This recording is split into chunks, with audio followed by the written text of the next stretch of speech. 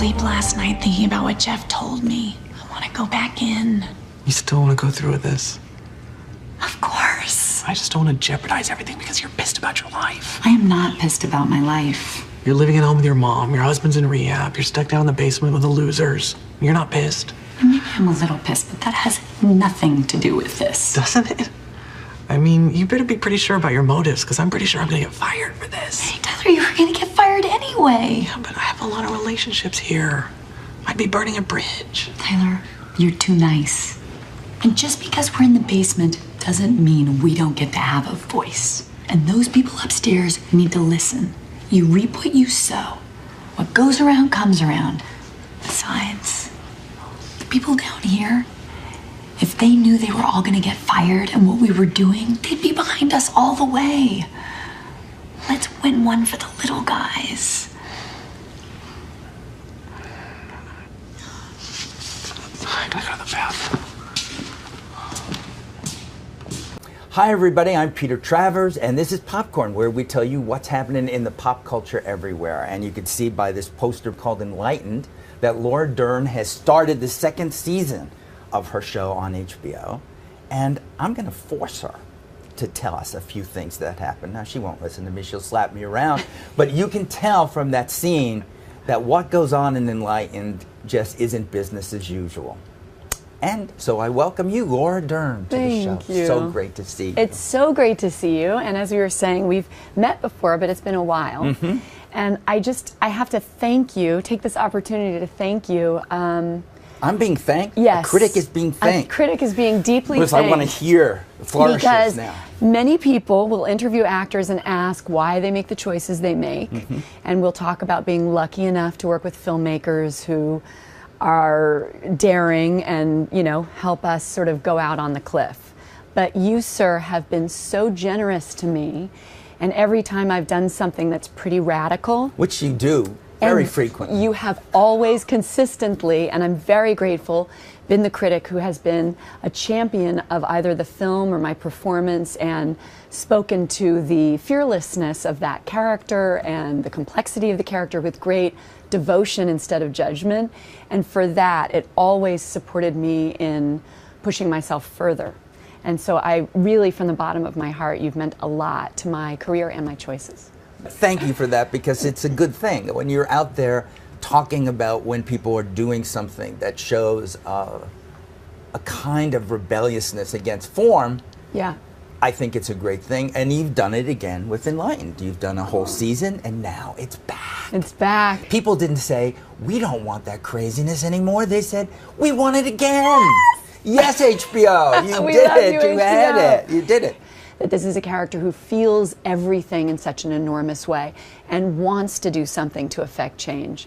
And she is as enormous a creature and as boundaryless or unaware of boundary that she in fact will do things that others may not do. Sometimes she'll do them very successfully, and sometimes it will be a cringe fest as we watch her try to make change in the world. Well, she starts by having a meltdown. I mean, that's the first thing we see. It's just Exactly.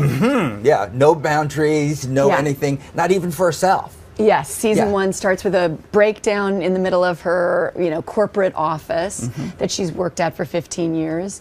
She's immediately sent for rehab of sorts and comes back deciding that in her new self-discovery, isn't it wonderful, she'll just try to change everybody else in her life. So she tries to change her mother, who she's forced to move back in with as she's lost her job.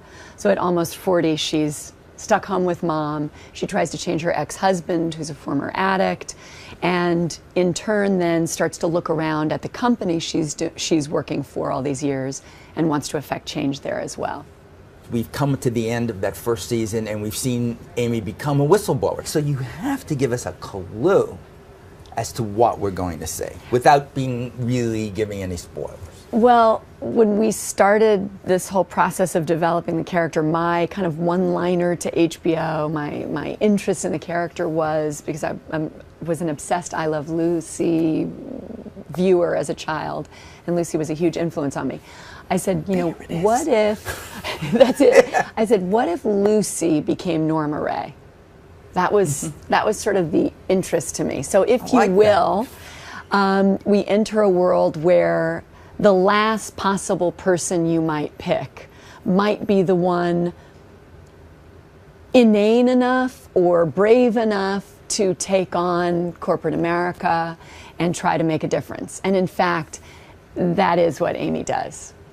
There's a lot of you in her, Yes. give or take, not this, including your mother, Diane Ladd, who is playing your mother, who often does, you know, Exactly. to do this. Yeah. What is that like? Other people say, look, I like to see my mother at holidays, you know, and you are just always there, you and Diane. You're together doing this. It's incredible. I mean, I will say it's very different at 40 than it was at 20. Is it? I can't imagine that would be. Thank God. Yeah. Thank God. And she was like, how is it different, Laura?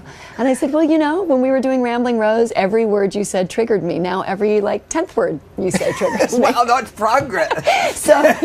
But we actually get along beautifully, and I am such an admirer of her and her bravery as an actor and her discipline, because she's played characters who are much larger than life, and she is so resigned and withheld in this character, which is very not Diane and very not our relationship either. And she's also a very loving mother. So to have this dynamic is just really interesting to play out together, and it's just incredible to work with her. There you are from this family of actors. How Yeah. was there any choice for you other than that, to have Bruce Dern and Diane Ladd there? I was being raised by two actors, and at 5 to 10, I was on sets with Martin Scorsese, Hal Ashby, Alfred Hitchcock, watching them improvise Every child and say, does that, just Laura. try everything. We characters have to be flawed, protagonists have to be good and hold evil. It was like a roadmap to become an actor. I was very, very blessed. But when you start to appear in and the big one to me is Smooth Talk. Oh. It's like, oh, look at her. Do you go to your parents for criticism? We've never really had that relationship. I mean, they've been very complimentary and very supportive, but never really critics, and never commenting on the work too much, but very much supportive and commenting on choices. And that meant more than anything, to really consider. Many times early on in my career, I would get 2 movies at the same time. And that speaks more to the career I've had than anything. Very difficult choices, probably at least 5 or 6 times, in which a movie that became the biggest movie ever was turned down to work for David Lynch or to do Smooth Talk instead of a Brat Pack film. I had several of those real crucial turning point choices, and I was supported by a tribe of people who suggested to go toward the filmmaker and to go toward the character that explored human behavior the most. And that's a very specific career, and one I feel very grateful for. A tisket, a tasket, I found a yellow basket. I wrote a letter to my mommy. See, I